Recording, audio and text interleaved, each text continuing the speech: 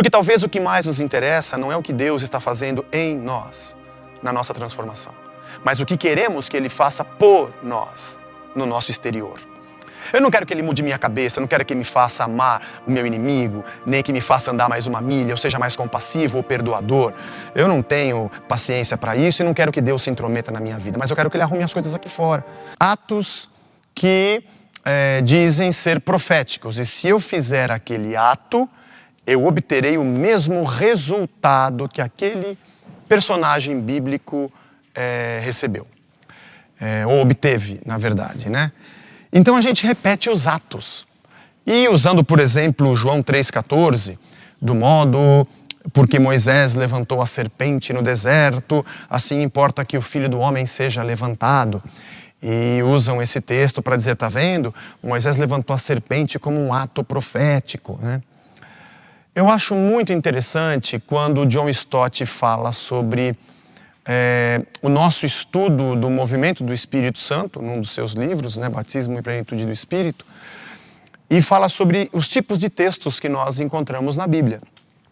Nós temos vários modos literários diferentes. Você tem livros históricos, você tem livros poéticos, você tem cartas, né? Os evangelhos também são testemunhos.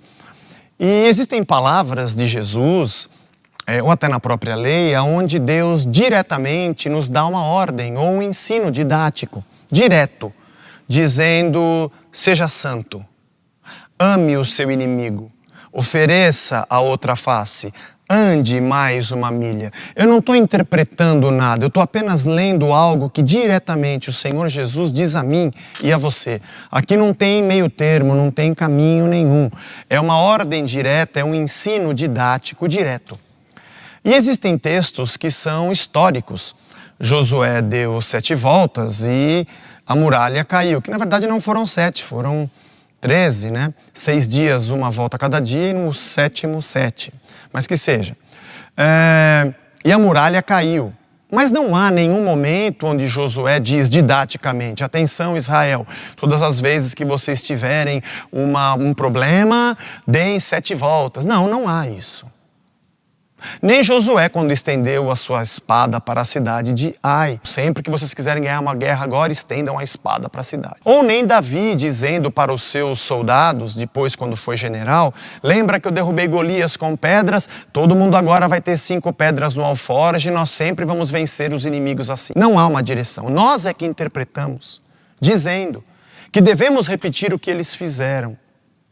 Bom, é nisso que a gente vende espada, vende a pedra, vende a lança, vende o tijolo. Interessante. E o mais interessante é que quando a Bíblia diz seja santo, diretamente a gente não é, né? Aquilo que ela diz diretamente, ame seu inimigo, a gente não faz. Aquilo que ela não diz, porque é um texto histórico, a gente vai e faz, né? Porque temos interesses nos resultados, né? Porque talvez o que mais nos interessa não é o que Deus está fazendo em nós, na nossa transformação, mas o que queremos que Ele faça por nós, no nosso exterior. Eu não quero que Ele mude minha cabeça, não quero que Ele me faça amar o meu inimigo, nem que me faça andar mais uma milha, ou seja mais compassivo ou perdoador. Eu não tenho paciência para isso e não quero que Deus se intrometa na minha vida, mas eu quero que Ele arrume as coisas aqui fora. Quero que Ele derrube meu chefe, que Ele trate daquilo outro, arrume meu carro. Então eu quero ter uma lança, uma espada. Se eu for orar e pedir isso para Ele, eu prefiro pedir para Ele o poder para eu mesmo fazer. Porque esse negócio de pedir para Ele a sua vontade não é um papo que eu gosto muito. Eu quero que a minha vontade seja feita. Então se eu tiver um elemento místico, onde eu reproduza um ato e aquilo me dê um resultado, para que eu preciso de Deus? O que eu quero te alertar nesse vetor é só para que você tenha cuidado para onde está apontando o vetor da sua fé. Se Ele é Senhor para mudar a sua vida à vontade dEle, ou se você quer ter um Senhor para que molde a vida dEle segundo a sua vontade. E aí você vive fazendo atos e repetindo gestos ao invés de torcer a nossa alma e a nossa vontade à vontade dEle. Pelo menos dá para você parar e pensar. Por um tempo na minha vida eu acreditei nessas coisas. Hoje não mais. Pode ser que você não leve muito em consideração esse vetor pelo fato de eu já ter crido e agora dito não. Aliás, um monte de coisas que eu digo aqui, digo nessa mesma maneira. Hoje não creio mais. E quero dizer para você, não creia.